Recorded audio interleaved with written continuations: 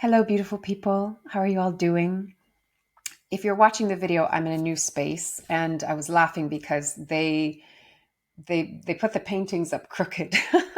And I just thought, okay, the wabi sabi of life. The wabi sabi of life is that there's always just something that's maybe slightly off and imperfect. And the beauty of imperfection. And I thought, actually, you know what? That's kind of a good place to begin, because today what I want to talk to is our self worth.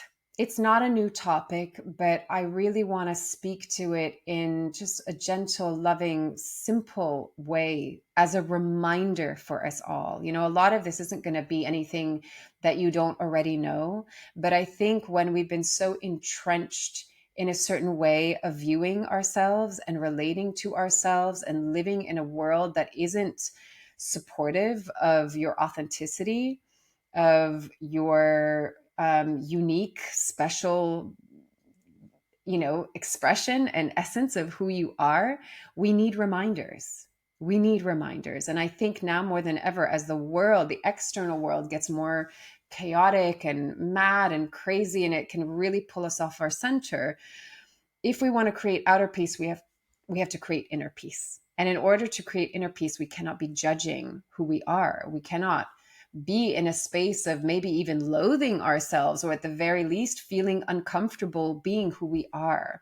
If the saying is true of as within, so without, then the most powerful thing that we can do is learn how to relate to ourselves in the most beautiful, loving, kind, gentle of ways, because then we will transmit that and we will relate to other people in that same way, right?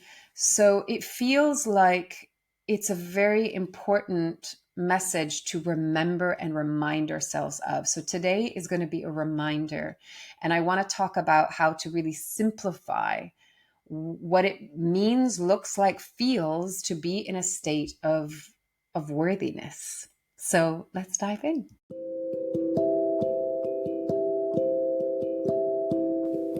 This is Corinne Blum, and you're listening to Raw Conversations.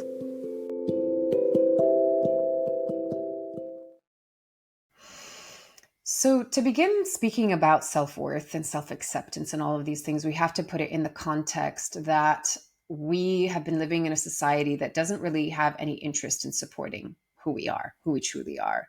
And if I were to zoom out even further, that would even the first bit of fragmentation happened when we were disconnected from source and from our true selves, our higher selves, our essence, our nature, our soul, our spirit, whatever you want to call it, and from all that is us, right? Everything, and from the source of our own creation.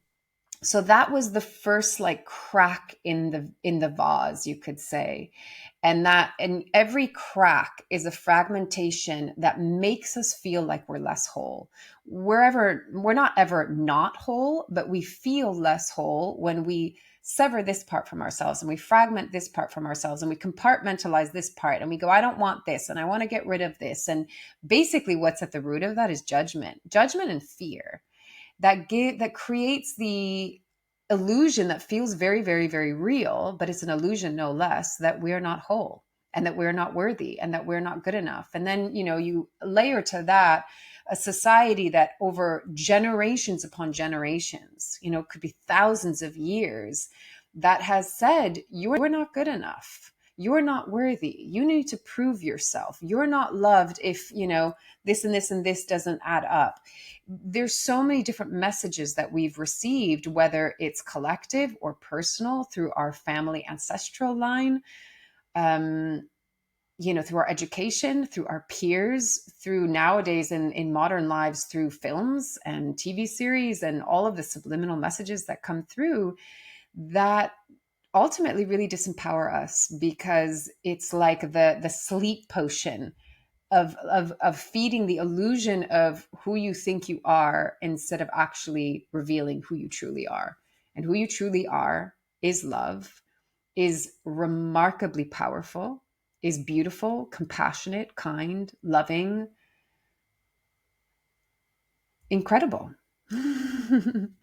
So in a context of a society that says you're not good enough and you're not going to be happy and you're not going to feel whole unless you buy things and unless you achieve and succeed through things, your worth is always going to be outside of yourself. And if you're not reaching those bars, those expectations, the measurement of what society says, yes, you're a good person now, which actually is a total illusion, because the whole point of not enough is it will never, ever, ever, ever be enough. You will constantly be chasing the dangling carrot, right? And what does that create? It creates an inner turmoil. It creates an inner frustration. It creates a feeling of homelessness. Because the moment that we're outside of ourselves, because we've been severed from source, we've been severed from who we truly are, we've been severed from nature and all the things that remind us of who we are. We've been, even kind of like man against nature, man against animals. And when I say man, I'm just saying humans, man, woman, child, everything, humans. The moment that we are put against something or taken away from something, there's the illusion of separation. And when we're in separation externally, we have to be in separation internally, right? So again, I'm going to reiterate it just to really like make it very clear, is the first kink in it, the first crack in the vase was our severing from source, which is our ultimate home.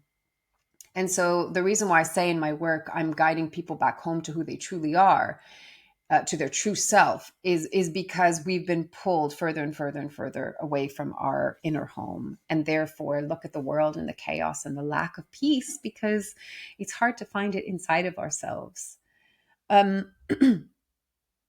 So many people can't even look at themselves in the mirror without having some form of judgment. Or maybe they can't sit still with their thoughts and their feelings because it scares them. To face oneself, if you resonate with this, feel like there is something inherently and innately wrong with you, it's going to be deeply painful to sit with yourself or to see yourself, because there's going to be shame. And shame is so painful and often so lonely for people. And there's so much judgment in it. And yet, the thing that shame doesn't want is to be seen. And so if you see it, that's actually the portal, the doorway, the pathway to allowing shame to kind of melt away. So we want to jump straight to, I'm worthy and I totally accept myself and I love myself. I have self-love. I have self-worth. And we believe, again, because we're taught outside in, that it's something that we have to do. It's like, oh, I'm more spiritual, or I'm a better person, or I'm more positive if I do yoga and meditation every day. And those things are great, but everything is about integration. Is it bringing you into a place where you are truly facing all of yourself? And what I mean by that is, can you sit with your pain? Can you sit with the shadowy parts that you do not want to look at, that you do not want to feel, that you're scared of, that you judge? We're never going to find inner peace until we can actually sit and just be like, okay, I see my pain. I see my fear. I see my limiting beliefs. I see my wounding. I see my anger. I see my grief. I see all the ways in which I feel different and alone and not good enough and bad and wrong and like I'm a mistake and how do I get better? And all of that chatter, whatever the script is for you, until we can sit with and look at those things and say, I love you too. It's okay. It's not your true self. It's who you've been taught to be. It's who you've learned to believe that you are, or even who you think you should be, that is not your true self. It's all crap from the outside that you've taken in and you've created an identity around and you've believed it to be true. And in the crumbling of society, in the crumbling of all the old systems, we are crumbling our identities that were born and birthed out of that paradigm and that structure, you could say, and all of the belief systems that go with that paradigm and structure, which comes from lack, scarcity, not enough. You're not good enough. You don't have enough money. We don't have enough money. There's not enough abundance. There's not enough support. There's not enough housing. There's not enough jobs. There's not enough food. There's not enough. Do you see? Everything is like there's not enough. And when you're not enough, you go into survival. And when you go into survival, you go into fear. And when you go into fear, you go into the reptilian part of your brain. And when you're living in that space, it's really hard to connect to heart and to love, and therefore your true source, your true self, your true essence, and your true home. So it's recognizing, do you feel and hear how noisy all of that is? And so in the simplest, most direct route, and we continue to meet this choice point and this fork in the road. I said it back in 2020 at the beginning of the first lockdown, and I will continue to say it. The crossroads will continue to show up. Do I take the path of fear or do I take the path of love? It's a choice. It's very easy and very addicting and sometimes very alluring and enticing, and because it's so heavily trying to influence us to go down the path of fear. And it's not like you're thinking, oh, I'm going down the path of fear, I'm choosing fear. No, it's not a conscious choice, right? It's because we believe that the path of fear that has been so wrapped up just very sneakily, we believe that that's safety. So it's not that we're choosing the path of fear. We feel like we're choosing the path of safety, but safety, always underlying it, is fear. Because when we're going down the other path, which we'll call the path of love, but what does the path of love look like? The path of love looks like harmony, connection, interconnection between humans and all species, kindness, heart, generosity, compassion, understanding, patience, forgiveness, acceptance. And so also what I mean is, like, if you go down that route, it doesn't mean all of a sudden your humanity goes away. You might still get angry. You might still get pissed. You might still get scared. You might still get envious and jealous and all of the human experiences, but you know how to be with them with love. The other path, the path of fear, would take your humanity and berate yourself for it, judge yourself for it, shame yourself for it, blame yourself for it, go into guilt, whatever it is. That's coming from fear, lack, scarcity. I'm not good enough. The other path, you're still going to have to deal with life and challenges and being human. Like, welcome, right? But it's in the container of love. And when you're in the container of love, you don't need to look for safety because you are innately safe, because you are innately held with love, because you are innately and intrinsically connected to the source of who you truly are. So there isn't, like, the only reason we look for safety is if we believe that we are unsafe, right? But if we're connected to our true source, of course we're safe. So an example of that would be if as a baby we felt held, loved, we were fed, we had a warm place to live, we could sleep peacefully, we didn't feel like we were in danger or in threat of anything, the concept of being unsafe and needing to therefore be safe would be irrelevant. We wouldn't even question that. It's only the moment that something becomes unsafe that we look for safety. Does that make sense? So it's no different also within ourselves. You know, what makes us feel unsafe within ourselves is if you feel something and then you tell yourself off for it. You feel sadness, or you feel envy, or you feel insecure, or you feel depressed, or you feel angry, or you feel whatever. You just feel off.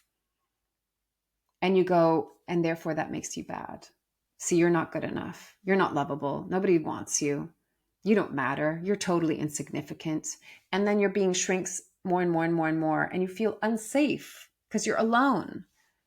And you're in judgment and you're in shame. And again, you know, as I speak to this, And I reflect about how so many people find it even hard to just look at themselves in the mirror and say, I love you. What they'll look at is all of the flaws. You put on an outfit. Ooh, that part doesn't look good. This part of my body doesn't look good. That's like the go-to is what could be wrong. What's the flaw? What's the part that's not good enough?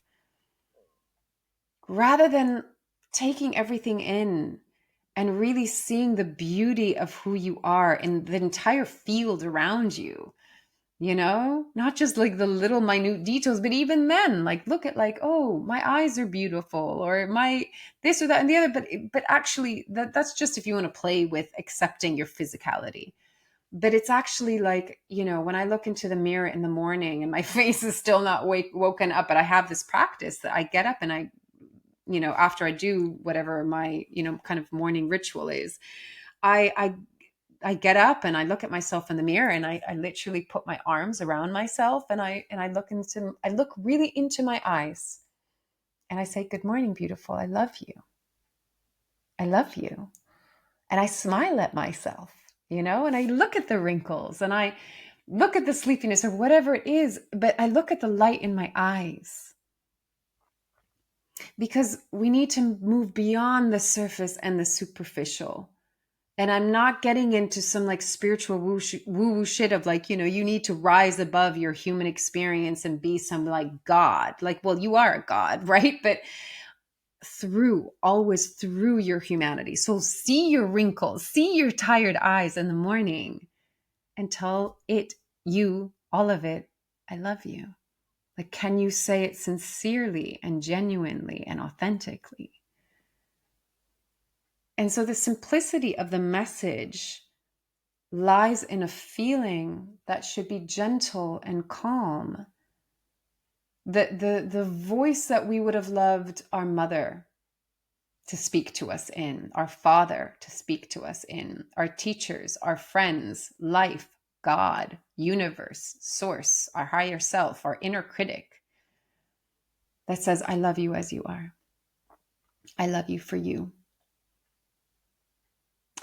I was listening to a series of videos on people that had NDEs, near-death experiences. And one woman was beautifully talking about how when she crossed to the other side, who she met was like the Divine Mother. And the Divine Mother, she said, it was really, really, truly, truly, truly the meaning and definition and embodiment of unconditional love. And the reason why she said that is because there were these, she went through a very dark scene that was almost kind of like these, not demons, but, like what if you were to put it into like a movie character would kind of look maybe like a zombie or something that, would be scary, right? Scary, very low vibration, a low density. Some people might call it like of the realm of hell or the devil or whatever labels you want to use, right? And the woman that had the near-death experience said, oh, and the Divine Mother loved them too, accepted them as a part of her too. So what that means as a metaphor and as a catalyst for our own human experience is that we don't get to just love ourselves when we're happy and great and we're fit and we're in shape and we're in love and we're successful and then I'm happy, then I'm good, then I love myself, then I accept myself. Self-love comes through the acceptance of every nook and cranny and expression and foible and flaw and wound and crack and whatever it is about ourselves. It's saying that everything, all of it, I love it because it's who I am. And my body in this lifetime is my home, even though it's not my true home. This body will die one day, but our consciousness continues. We come out of the dream. We go back home. We continue life on the other side, right? There's a whole life on the other side that is more real than this. It's like when we wake up from a dream. The dream was a dream, then we think this is real, and then we wake up. I mean, it like reminds me of, we can say it as fractals, but it reminds me of the Russian dolls. You keep on taking one, and there's another one, there's another one, there's another one. I think that existence is like that in a way. But to not get too far out, to just come back to, wouldn't it be lovely if you could just be who you are for who you are and know that you're loved?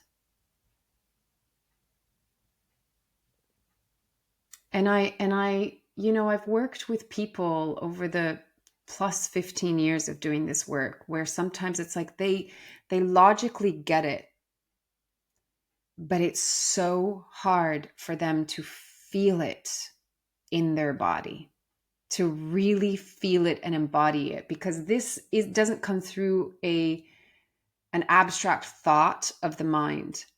That's why you can say affirmations, but if they're not married and in union with a feeling, it only goes skin deep. We are experiential beings. We have to feel it.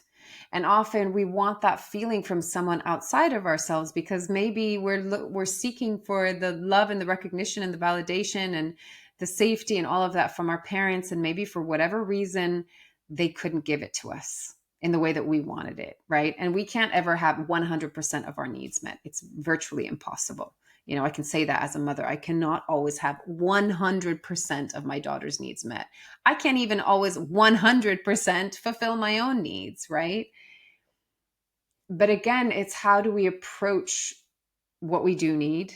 How do we approach our capacity in that moment? So this morning when I woke up and I was kind of in my meditation, I very randomly found myself going through, I was focusing on the men in my life and forgiveness.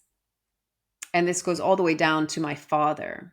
And the thing that helps me to forgive, which is ultimately, it's not even about, some people are like, I don't want to forgive because it releases them of what they did badly to me. No, forgiveness is for you. Forgiveness is to let go of the pain in your heart, right? That is still angry or upset or hurt or wounded or betrayed or whatever it is. But you're the one feeling it every day, not them, right? So forgiveness for me, what helps me to release that person with forgiveness is to say, within your capacity and the limitations that you had, you did your best, you tried, and I forgive you and I let you go. Because I do believe that our true innate human nature is born of love, kindness, compassion, care. We all have the fear and the same vulnerability of, whatever, being abandoned, being rejected, the separation from source, the fragmentation, right? You're not going to love me. You're not going to want me. You're not going to value me. You're not going to see me. You're not going to hear me. You're not going to understand me. You're not going to include me. You're not going to accept me. I think this is just like general what people are afraid of. And some might lean towards one more than another, depending on their story. But I like this, framing of, within that person's capacity and their limitations, they tried their best. And, it's hard to say, but even someone that is narcissistic and abusive, and they probably have a reason for being narcissistic and abusive because they probably were abused and probably at the hand of a narcissist. And so, generations and trauma begets more generational trauma, right? So understanding that even that kind of person has their wounding, has their fears, has their inner child that is probably incredibly lonely and like a, emaciated child in the corner of a dark, damp, barren room. And that part deserves love too, and is desperate for love, and maybe has never experienced love in its lifetime, which is tragic, right? So deeply tragic. So based on that, their capacity was so tiny. Their limitation was actually so big. They had so much limitation because they didn't have the source of life that they even needed to be a good person. And so they behaved the way that they behaved, and it's not to condone it. But if we are looking at forgiveness, which I know I'm going off on a big tangent, but it's relevant, we have to understand the context through which they came from, right? And on a side, because it just came in, I was thinking about there's this really brilliant French movie, and I don't know if it's called like The Green Planet, The Little Green Planet. Anyway, there's this woman that comes from another planet. And she's like, okay, I'm going to go down to Earth. Like, I'm going to have the experience of going down to Earth. And, she comes down to Earth and it's like, what is all of this stuff? It's very interesting. But what I want to speak to that I loved is the way that they would refuel wasn't to eat. Like the food was like she would eat something and it was like it was dead. It had no life, right? She would spit it out, be like, "Oh no!" And she was losing energy and she was losing life force. And the way that she would refuel was by holding a baby, because baby was like that source of just love and unconditional love and pure source energy, and it's so beautiful, and it's such a beautiful reminder of what is it that gives us life, that gives us the energy and the life force that we need to continue being alive. Right? So the reason why I want to talk about, or why I spoke to forgiveness and capacity and limitation, is because it's no different within ourselves. That to really come into a place of self-worth and self-love and self-acceptance is to understand the places that we maybe even need to forgive ourselves and forgive other people. And choosing the path of love, it's not to allow people to get away with doing bad things. It's not about being a doormat. That's not what I mean at all. But we can either choose to remain in anger and victimization and blame, and therefore create like environment of distrust of other people and even within ourselves, and feel what that feels like. Maybe there's a process, there's a phase of time where we have to be in that, right? Like there's no like quick, just get there, just do it, just go into love, go into self-acceptance. Like it's a process and it's a journey. I totally understand and get that. But at the end of the day, and I think especially now more than ever, because I think things are happening rapidly, like really, really fast, and things are shifting quickly. And there is a lot of different energy and light coming in that is giving us the opportunity to heal and let go more swiftly, more instantaneously in a way. If we're willing to not hold on to the old identity, as I spoke to earlier, to take the safe route, right, out of fear, but to actually be willing to jump into the unknown. And what helps us jump into the unknown, the parachute of that, is love. Because at the end of the day, if I go, okay, what state of being do I want to be in? And this isn't about spiritual bypassing. This isn't about like false positivity or false spirituality. This is about a very grounded, embodied sense of self and being that says, I want to be in the state of love. I don't want to always be angry or upset with someone or hold a grudge or hold a bias or be prejudiced or be judgmental, because it doesn't feel good in my body and being. When we come into a place of heart and love and generosity and like appreciation and gratitude, we naturally feel happier. Like, why is it that people love videos about like kittens and puppy dogs, or like people doing good things for other people or saving or doing whatever? It makes us emotional. It makes us happy. It makes us feel good, right? Like there's the good news movement, that share like what people have done for other people that is like beautiful and good and helpful and generous, right? That is like that woman in the film holding a baby. It gives us energy. It gives us life force. It like fills up the battery, right? Everything else drains us, depletes us. And then we become those kind of like zombie like creatures that are kind of just on autopilot, just trying to get through life, because we're not connected to the source of who we are, which is love, generosity, compassion, kindness, heart, connection, gratitude. So, in the simplest form, the invitation is to just simply take little pauses throughout your day. Even if you can begin with like 2, the beginning of the day, the end of the day, then 3, the beginning, the middle, the end. Then it's like snack time, like you have the meals and then put in snack time. So like if you can get to even 5 times a day, and then obviously get to a point where it's just natural and innate and as frequently as possible, check in with yourself. Am I being kind right now? Is there any part of me that's judging a part of myself in this moment, whether it's physical, emotional, psychological, energetically, spiritually, whatever? Do I have any judgment? Am I fighting against myself? Am I resisting? Am I resisting my experience and therefore judging my experience and saying, no, this is not okay. You should. You should feel like this. You should be doing that. You should get off the couch. You shouldn't be taking a nap because you're tired. You should be pushing this. You should. Whenever the shoulds are coming up, you know that you're outside of yourself and you're in a societal voice or an external voice that is not in the care of who you truly authentically are. And then once you recognize that, come into, can whatever is up for you that you're feeling, thinking, experiencing, can you hold that with love? Can you place it in the container of love? Can you love it too? Can you say it's okay? And can you work through it? And can you take also self-responsibility? You know, there's times where I catch myself in a kind of observation that I recognize as judgmental. And it's like, okay, I want to work on that. I don't want to do it that much, because also it's like, firstly, who am I to judge that person or whatever they're choosing to do just because I might not do it? But also it's not creating a nice experience for myself, right? So I think, you know, I've heard people say this. It's like one of the biggest illusions. Like, yes, fear is an illusion. Safety is an illusion. So much of our world and our society right now is an illusion. But the biggest illusion is that you're not good enough. The biggest illusion is that you're not worthy and that you're not loved and lovable.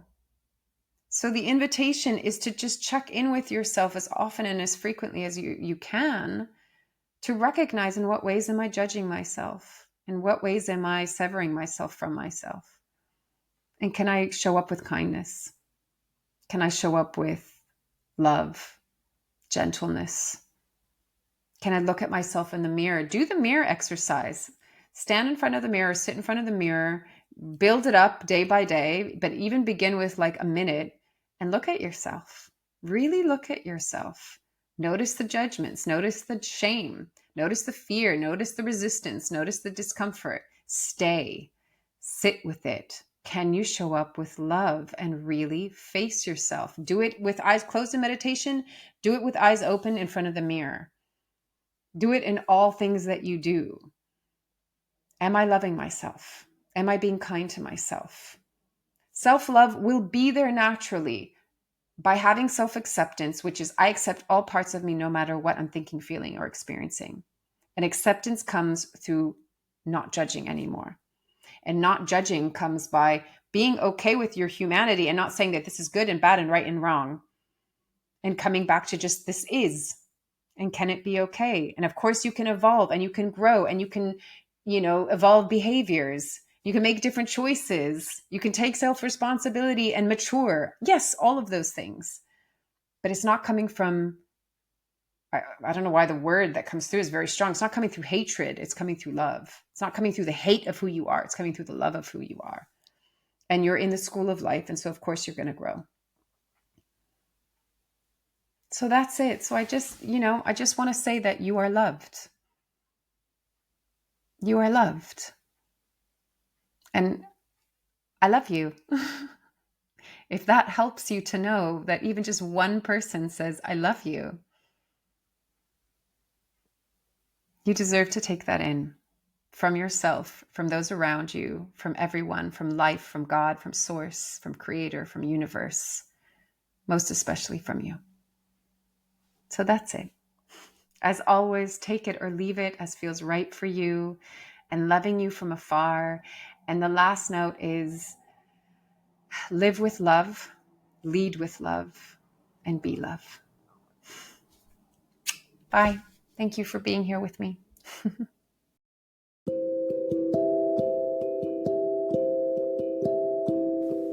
You've been listening to Raw Conversations with Corinne Blum. Thanks so much for showing up, listening in, and being a part of the conversation with me.